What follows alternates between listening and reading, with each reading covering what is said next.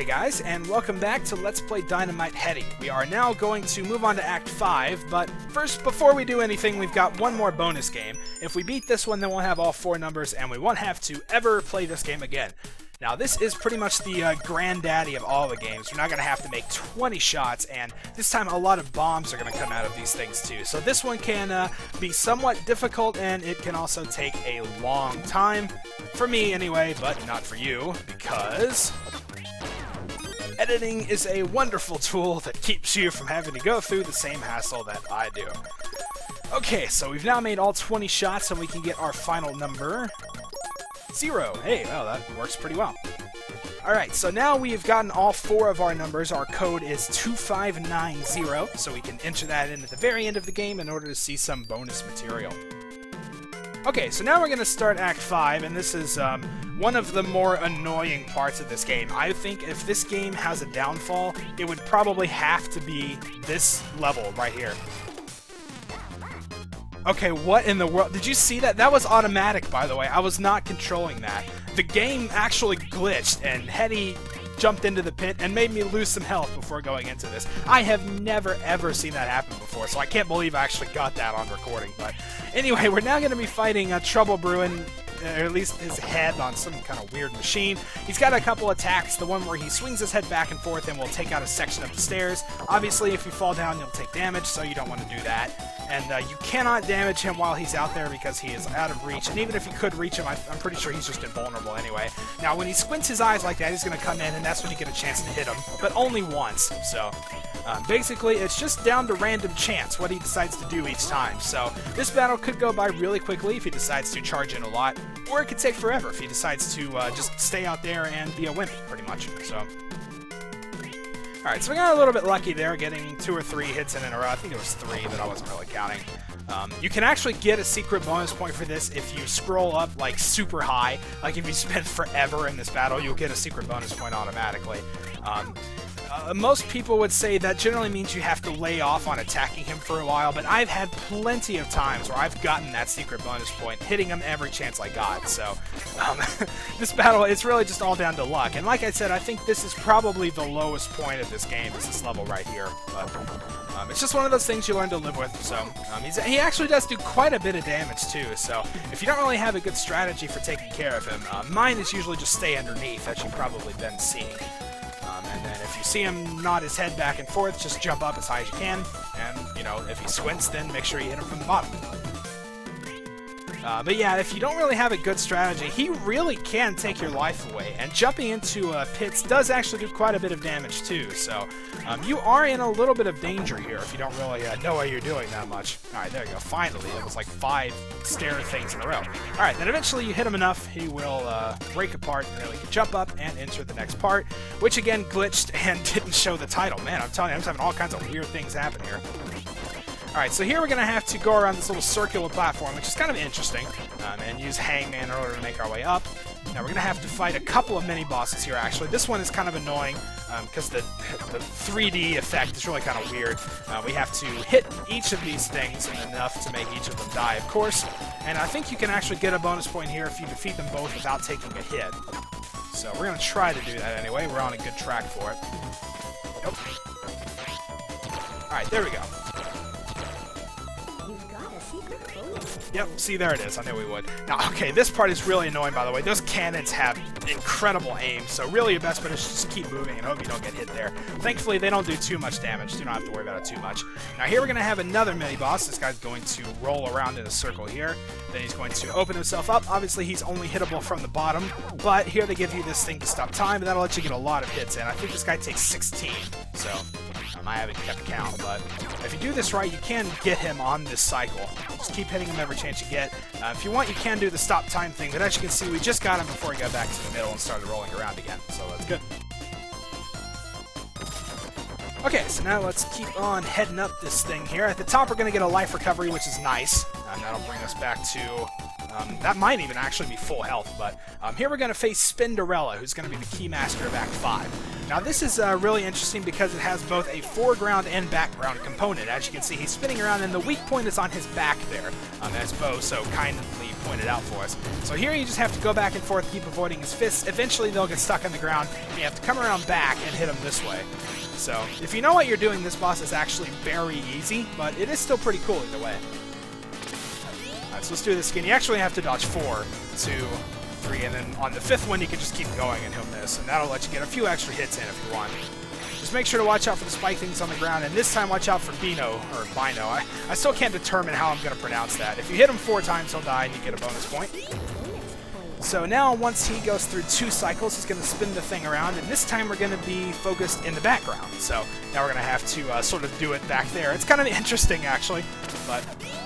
so yeah, here you actually have to dodge 3. 1, 2, 3, and then the 4th and 5th will miss. Jump over the spikes. And we should be able to finish him on this one. Just make sure you get right behind him. It can be kind of hard to judge where you are, but I like to do it by his fists in the foreground. If they're right in the middle of the screen, that means you're also right behind him. Alright, so one more hit will take care of him. You can see his health is flashing red up there in the top right, so one more shot and he's done for. And once again, he cannot believe it. And this one it's really actually quite hard to collect all these things. I almost never get an extra try from this. You've got another try. Oh wow, I did it. I don't believe it. Just after I said I almost never do. Alright, I don't really know where we're at as far as time is concerned in the video, because I've got to admit I actually haven't been stopping the video. I'm just going straight through and saying I'm going to end it at some point. So from here on out, it's probably going to be just continuous. But anyway, we've now finished Act 5, so we're going to have another scene with that lady here, who actually in the last act we found out was named Heather, because Bo pointed that out to us. So now she's going to come up and take the key from us once again. Thank you. I didn't give it to you, but you're welcome. And then, of course, blows some kisses. And I never get tired of seeing that. There's just something about that that makes me laugh every time.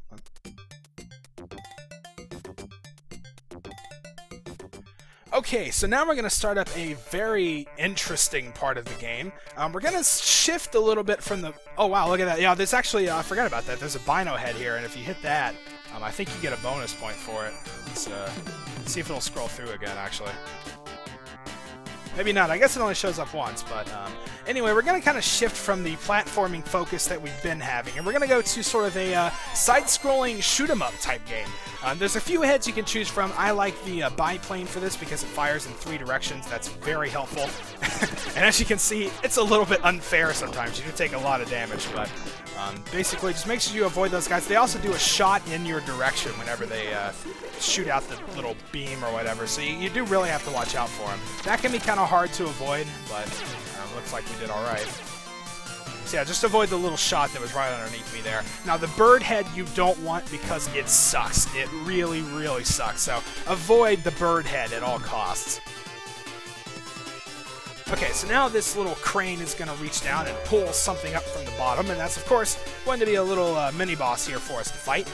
You want to stick down here at the bottom and take out this little, like, skull mouth portion, because this thing will shoot out a very annoying projectile that'll cause you problems. And then avoid the guns on the left and just shoot from underneath. This is why I like the biplane, because you can pretty much just stay underneath and take care of this thing.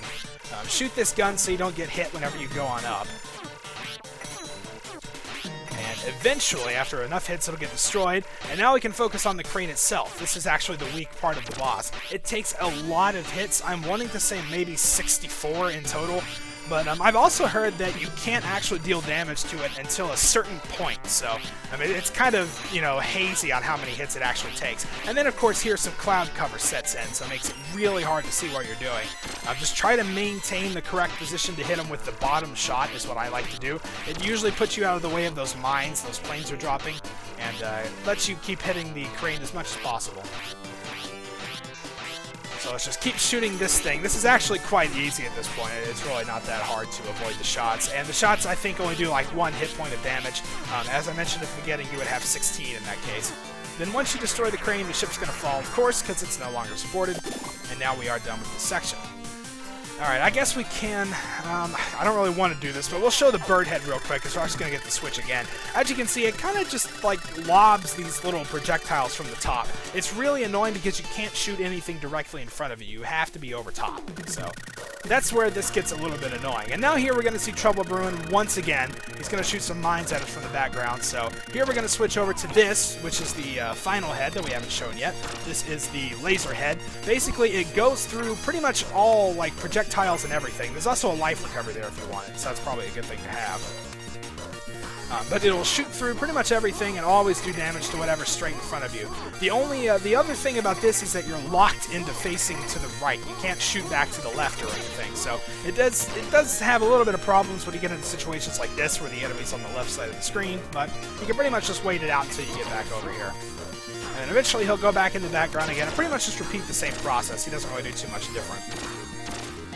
So just keep shooting the mines. They're easy to avoid if you stay on the left. And start shooting him again. If you're good enough, you can kind of avoid the projectiles for quite a while as he goes over to the left, but it's a good idea to try to stay over to the right because you really don't want to take too much unnecessary damage here, because this does get somewhat difficult later, so it's good to have as much health as you can going into the rest of this area. And of course I got hit just going through the middle there. I didn't really have much of a choice. The little cannon thing was at the bottom, so... Alright, so probably just one more cycle. Maybe two, though. I'm not entirely sure. I don't know how many times I've hit him right now, but... Alright, so this guy's going to start off going to the right, which is going to give us a pretty good chance to do some more damage to him here. And the little orbs that he fires will block your shot if you have anything other than the laser gun. So that's another good reason to have it for this section. Alright, have we about got him yet?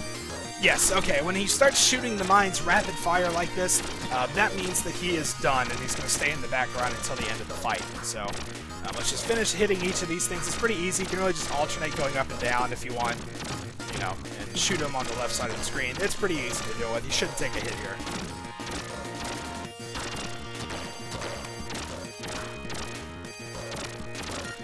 Alright, so we should be about done. Yep, there he goes. He's going to stop firing and just sort of hang out back there. And, he's going to actually encounter an obstacle. Stop! Oh no! Yep, so he runs into the sign and now we're free to go. The music also takes a really interesting turn right there. It's too bad I didn't get to stay in that battle longer because it sounds really interesting. But now we're going to have yet another shooting section, and this is where it's going to start getting quite a bit more difficult. So we just have to, you can take either top or bottom paths. Usually top paths are the ones with enemies and the bottom paths are the ones with obstacles. I usually like to take the bottom path because I would prefer, you know, just avoiding things in the environment rather than things trying to shoot me, so... Alright, so you also have to watch out for those balloons with wheels. I don't know what those are doing there. There's also some monkey-like creatures that are going to be crawling up some of the little metal pillars around here. Now here it's kind of a tight fit, but as long as you just keep firing, you can take out these guys with no problem. And make your way on down. That electricity does a lot of damage, by the way, so it's a good idea to avoid them. I took a little hit there, but that's fine, because I was just a nick, so... we're also going to get a health recovery at the very end of the stage, so really any hits I take from here on out probably won't matter. Now here we're going to just have to avoid these little monkey guys that I mentioned earlier, and this can be really easily done by staying right where I'm at, going to the top when you need to, then back to the bottom at any other point. And if you do that, you can make your way on through here. Otherwise, that can really be tough to deal with, but if you just keep doing that, there's the health recovery, by the way. You want to grab that. And now we're at full health going into Babyface. This is probably, I don't know if this is my favorite boss, but it's definitely the most memorable. So, if you grab whichever head you want, I would again advise sticking with the laser head is probably the best one in this situation. And we're going to be fighting a giant baby's face on a pole.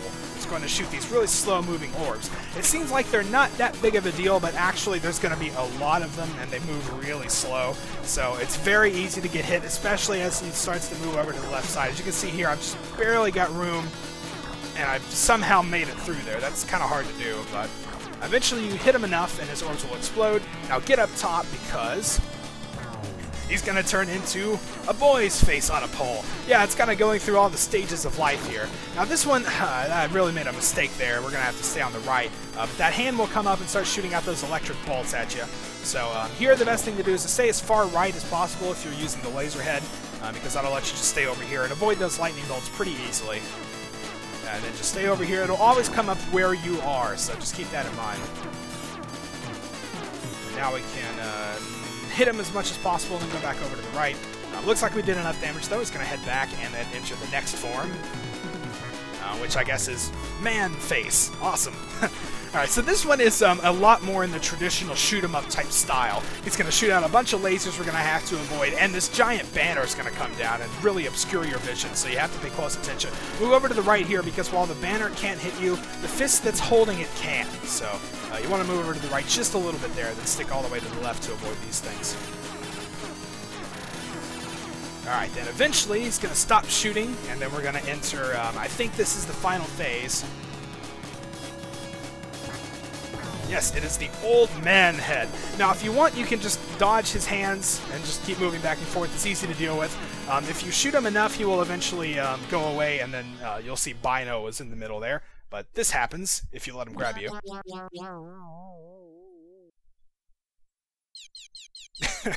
That's always so funny. So, really, I would advise just letting him grab you. You obviously don't take any damage and you get a funny death scene. Now, here it's really easy to collect all those things and get another try, so that's pretty much a free continue right there. But that is finally going to do it for Act 6. It's definitely a different act. Like I did say, we were going to have a big shift away from the platforming aspect, so it's kind of cool, and it is actually a little bit difficult if you've never done it before, so... Alright, so now we are done with Act 6, and we're going to let the points tally up. And once again, we got another key, so we're going to have to sit through the scene with Heather one more time. As Headdy does his little dance there. That's awesome. Alright, so in she comes to take key number 5, I think, because Act 4 didn't have a keymaster, remember? Actually, we didn't get one at Act 1 either, so is that just the third? I don't know. Anyway, I'm not going to bother thinking about it, because it's finally time to move on to Act 7.